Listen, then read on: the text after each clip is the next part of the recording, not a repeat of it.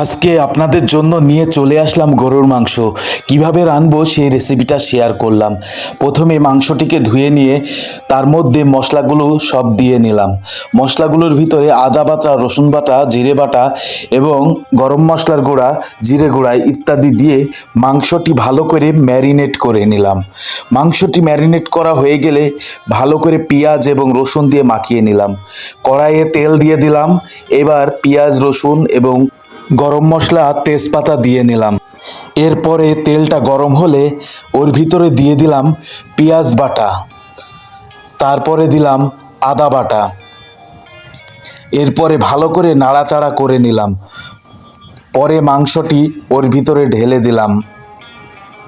মাংসটি নেড়ে একটু কষিয়ে নিতে হবে।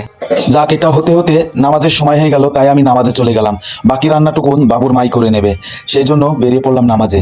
বন্ধুরা, আমার ভিডিওটা যদি ভালো লেগে থাকে অবশ্যই লাইক, কমেন্ট, শেয়ার করে দিয়েন। ধন্যবাদ সবাইকে।